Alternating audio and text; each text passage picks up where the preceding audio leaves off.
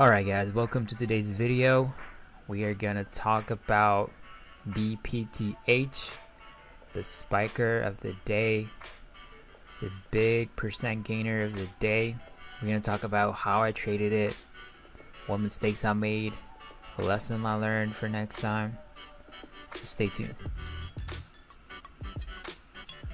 Alright guys, so as you know, every morning I look for the gappers and I look for the stocks that have a pretty good action in the pre-market, and BPTH was a perfect specimen basically. So it had a pretty good volume compared to the other stocks that we were having that were gapping up. So I just focused on BPTH. Also, I know other traders are watching it. The float was so low, so that makes it very good for it to actually make a big move. So I just paid attention to it. So right out of the gate, I don't trade. Like for the first 15 or 20 minutes of the market open, I usually wait for the price to settle, the range to be set, so I can actually have clear support resistance levels before I click the button and I jump in to make a trade, So I set the pre-market highs, that as I always do, which is 733 over here. Right out of the gate, it was kind of undecided with this red candle, but it made the move. It popped up all the way to almost $8, 7.96, but slowly grinded back down, so I thought it was over for it, but I was still watching it. I thought it was over. I thought, the shorts are gonna win, they're gonna pile up and it's gonna just basically tank and grind all the way down to where it was where it closed yesterday. But eventually that didn't happen. It grinded back again. It went to the pre-market high. So around 850 area, when it grinded back up, that's when I decided to pull the trigger. So I wanted to get filled, but the level 2, the spread was crazy, it was 10 to 20 cents difference between the spread sometimes, so it was crazy. It was jumping back and forth. I basically got in around 740, even though I wanted to get filled around 736 or something like that, but I got filled around 740 area. And I already set the target for this trade.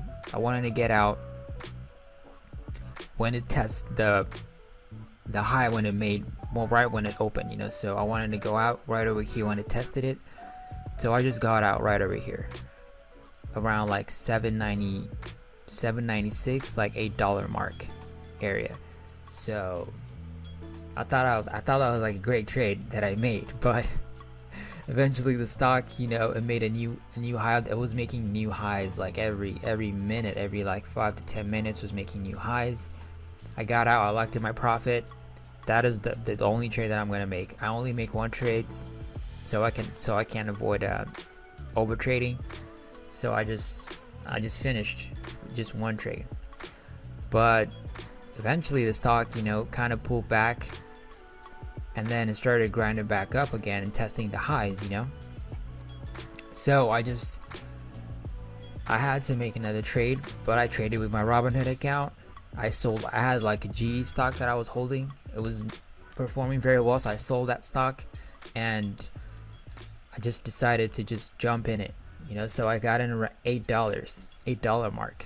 I got filled at $8 and I just left it there because it was not that a big position. So I just left it there, and I just left it there and I wasn't even watching it for a while, and then the stock just kept grinding up and up and up again, but the share amount was just very, very tiny, so it was not a lot. I didn't make a lot of money on the Robinhood account. It was very tiny, very, very, very tiny. So eventually it just still going up right now, but I basically kind of sold it right around over here at 1250. When it pulled back over here, I was like, okay, you know what? I'm probably up crazy amount, And so I just sold it right over here, but it just continued to go up. I made a new high of like 14.22, and it's still going up right now, which is crazy. So that's crazy, you know. Like this move was kind of like once in a blue moon. This kind of move happened, but this is like an account building like stock, you know. If I actually like traded with my actual account, I could have actually made a lot of money, kind of like double my account.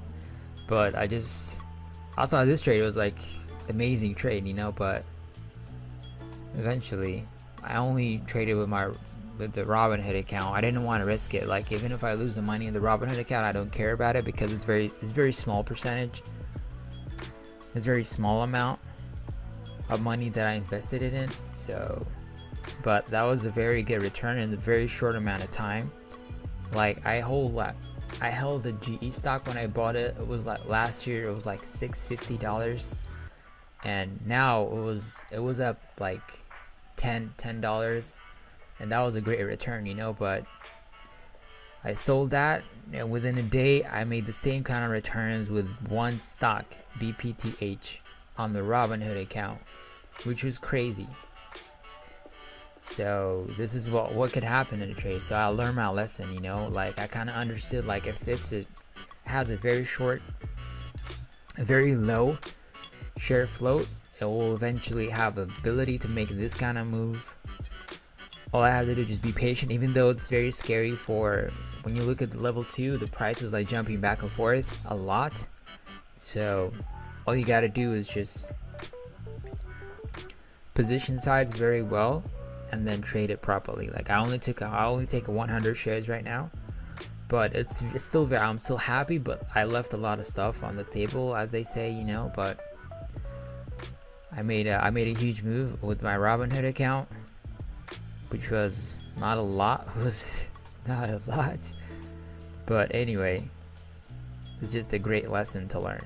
So anyway, guys, if you're watching this video, if you're new to the channel, please like, subscribe, and comment. And thank you for all the subscribers. I really appreciate it. Let's hope that we have this kind of stock tomorrow, you know, because you don't usually get this kind of move. Maybe this will kind of bring back like the sympathy plays that we can actually see in the future. So let's hope for that. But yeah, if you miss it all, if you miss all this move, it's okay. You know, nobody's perfect, but all you gotta do is just learn from it. So that's all I gotta say, guys. Alright, I'll see you tomorrow on another trade.